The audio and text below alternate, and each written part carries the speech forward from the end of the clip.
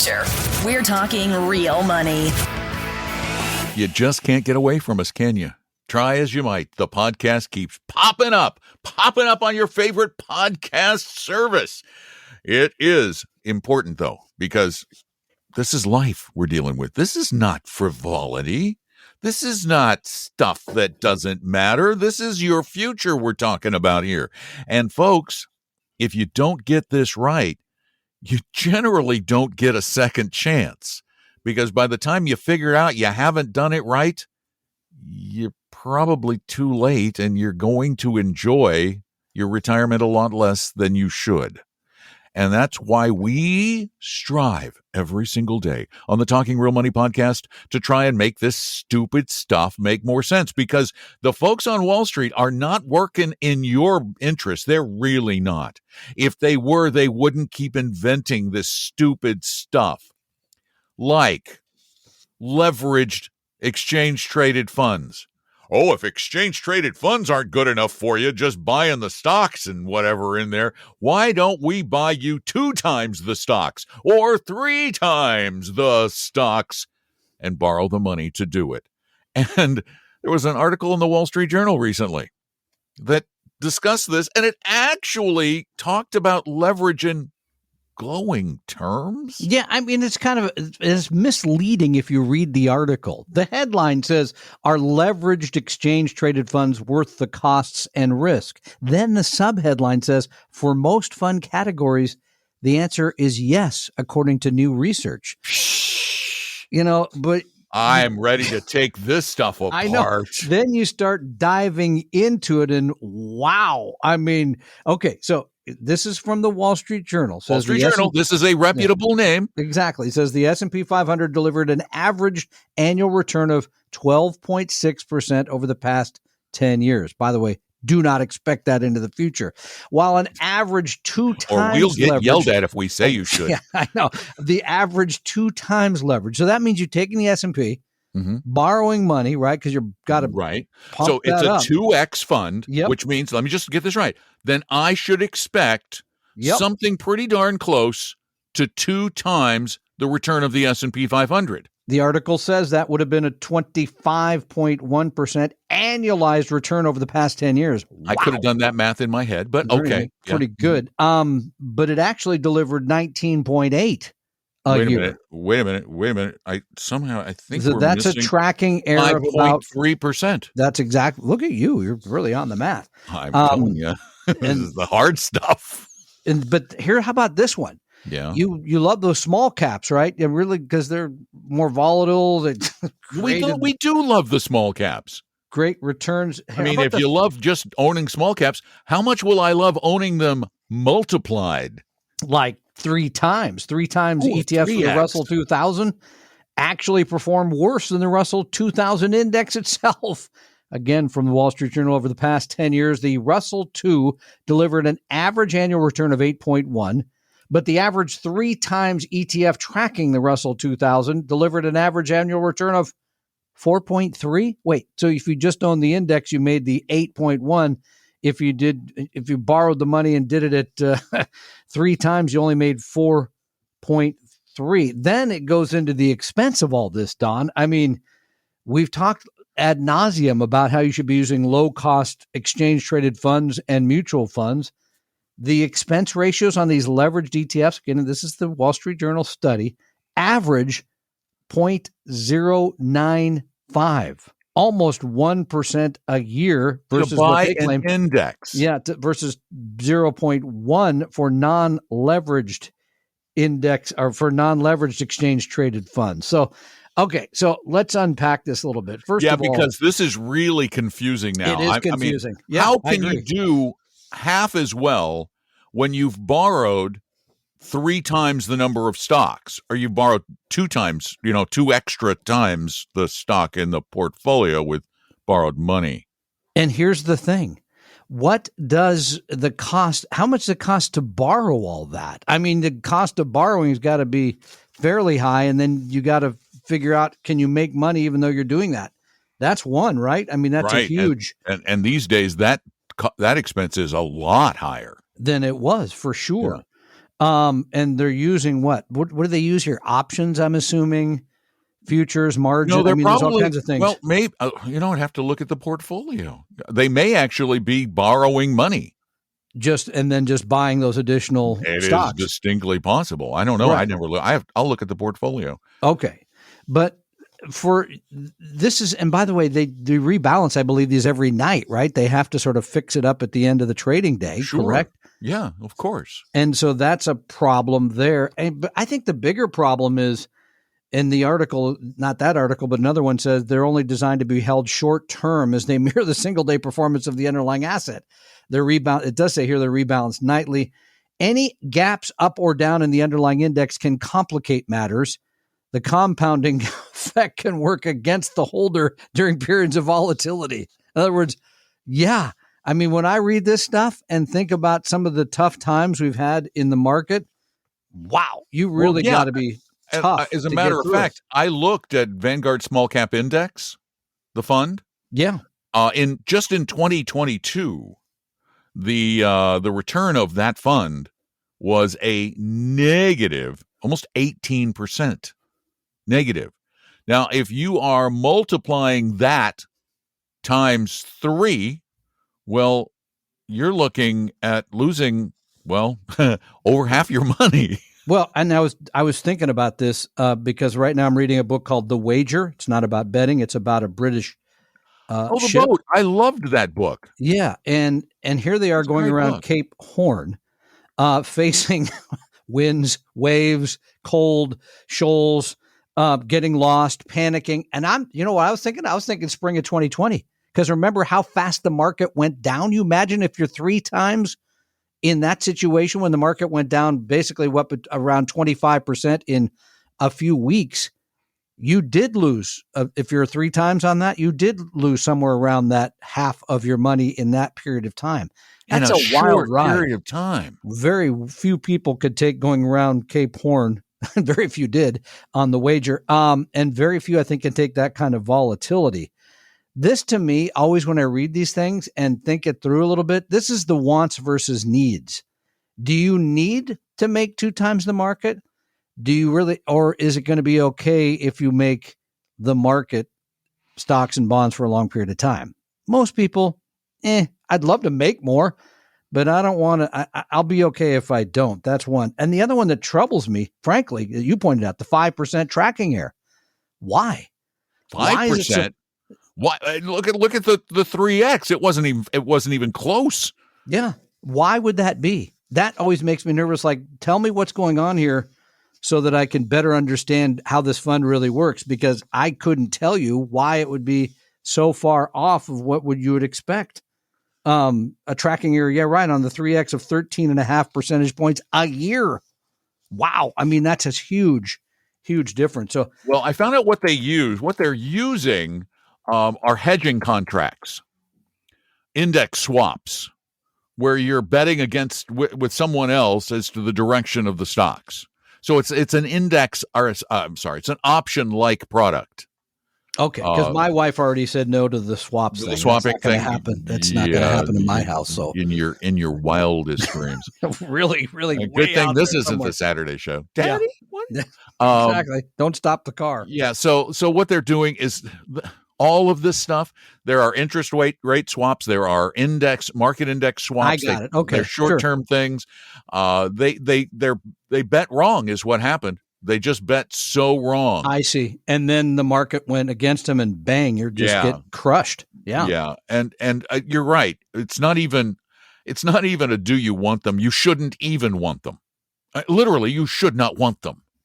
Why in the world? I don't understand why people, some of you listening, well, a lot of you, want to gamble on the stock market or the bond market or whatever market it is, when you know the odds are so against you. I mean, they're worse. These odds are worse than Vegas, folks. Worse. Why don't you go? Every state in the union, I think, has a casino somewhere now. Of course. If you want to gamble this badly, please spend that kind of money at a casino where you're going to be helping the state coffers a little. You're going to be helping a Native American tribe possibly.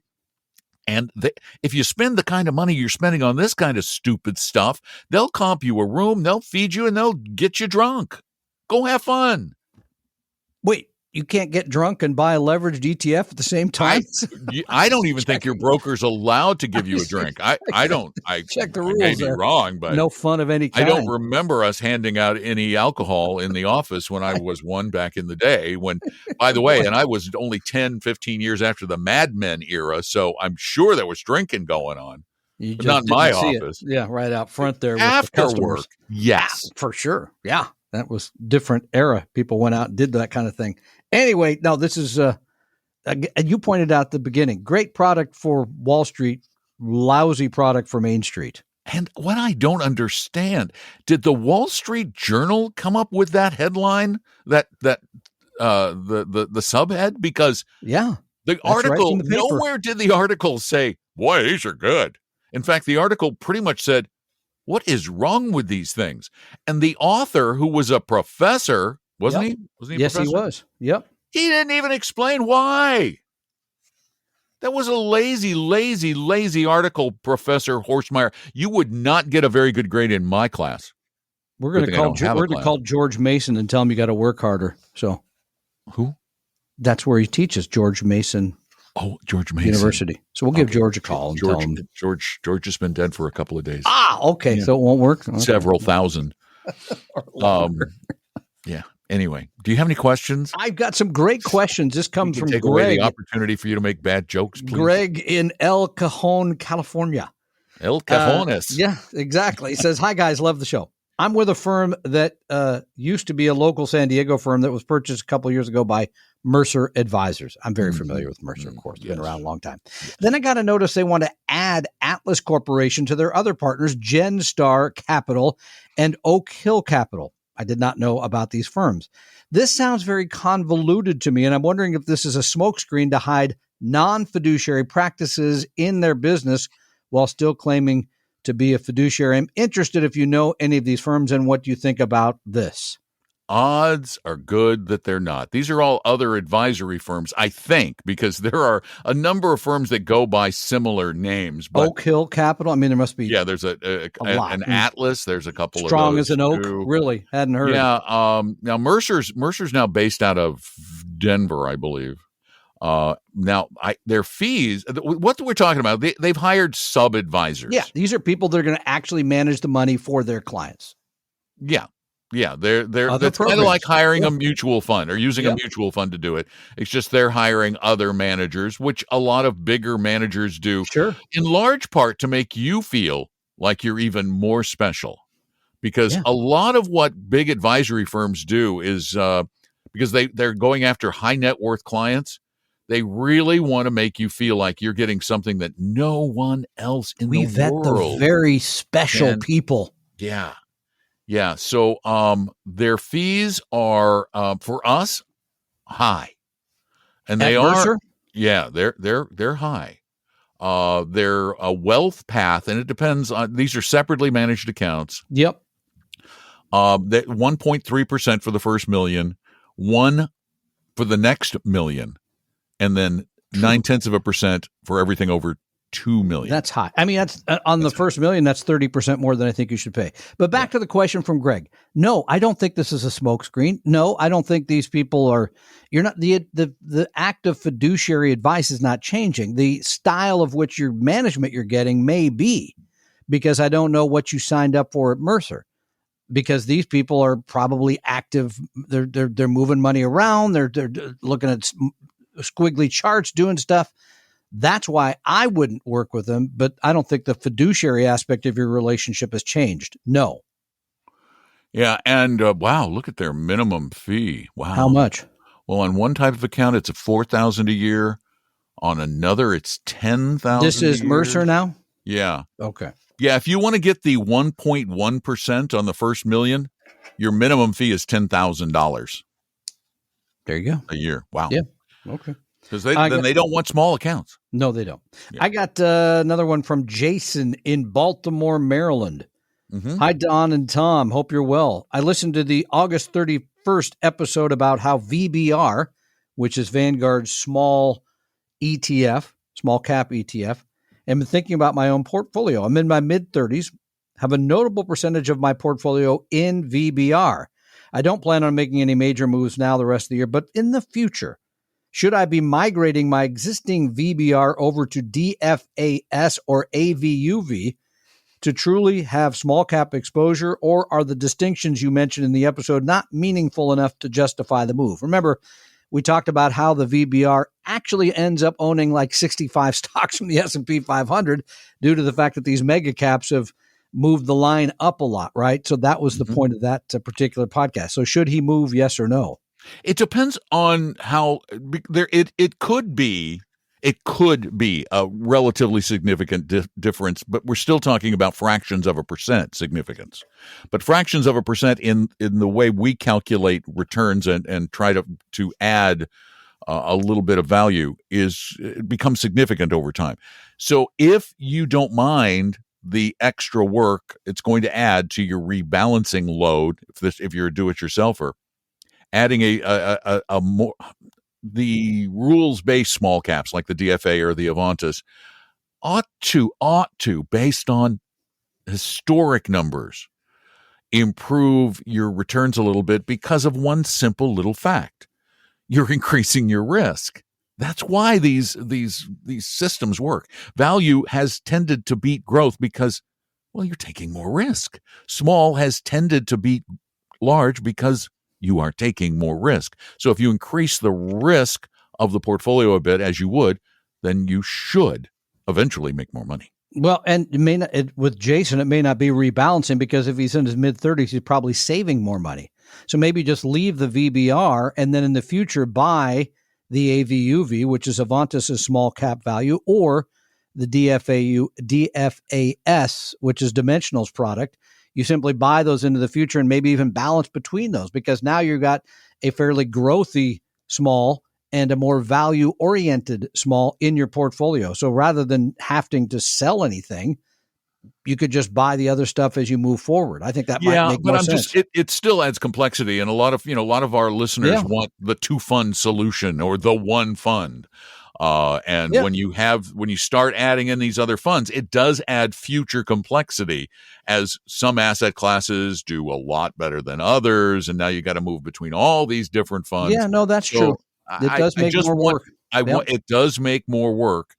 And the dollar amount of significance when you're young isn't going to be great. It's going to get great, though, as you continue to save and invest. So I would say if I was 35, I would want to be in at least one of the small value funds and the Vanguard small. That's just my take, because I think it will over time probably make enough of a difference. I'm with you then. Wow. Good answer. This must be the mellow Don McDonald, just back from the beach or something. Back from the beach, and life is a never-ending parade. A never-ending beach, as it were. Yeah, life is a beach, yes. And then you die. That's right. Well, thanks for being a part of our little get-together we call a podcast. We're glad you're out there, and we hope in the future that you'll bring others along with you, because one of the things we rely on to keep this show moving forward is your recommendations, your suggestions to others. You saying, hey, you know all that money stuff? Well, you need a little bit of help. And I know I was on vacation and I talked to some guy, and I really, really, really, really, really wanted to give it to him with both barrels, but my wife looked at me like askance, like, don't bother. Guy who believed in trading. Yeah. It's like a religion. You just can't convince them they're wrong. No reason to break it. Nope, let them go. Anyway, so if you need a little help, we'll give you some at our firm Appella Wealth. We'll give it to you for free. Who said there's no free advice? There's free advice at Appella Wealth, Tom. There is. We do it pretty much every day. You simply go to AppellaWealth.com, or it's easier to go to TalkingRealMoney.com. And it is. Appella Wealth. You're going to get a lot more there. So go there and ask for some help. We do it every single moment. Love it. Love talking to you. So do it. Yeah, Tom actually does a lot of it. So thanks for being there. We really, really, really appreciate you. Oh, and remember, every Saturday. Call us live on our little radio show we do at 855-935-TALK. Saturdays 3 to 5 Eastern, noon to 2 Pacific, 855-935-8255. Take great care of yourselves and keep an eye on that money. You know, it is important. This is business. This isn't personal. They're really nice, I know, but you can fire them because you really need to be concerned about this because it's real money. We hope you realize that the information provided on Talking Real Money is for informational, educational, and hopefully enjoyable purposes only. Providing personalized financial planning or investing advice takes time, so please consult with a really good fee-only fiduciary investment, tax, or legal advisor. We know a good one. Investing must always involve risk. In other words, you can and probably will lose money at times. Also, as much as you want it, no one can accurately and consistently predict the future, so past performance doesn't tell you a darn thing about what the future will bring. Unlike many other programs that say something similar, Talking Real Money is not trying to get you to buy or sell any financial products or securities. Instead, the program is provided as a public service by Appella Capital, a fee-only registered investment advisor. Thanks for listening, and please visit TalkingRealMoney.com for more information and disclosures. To keep the lawyers happy.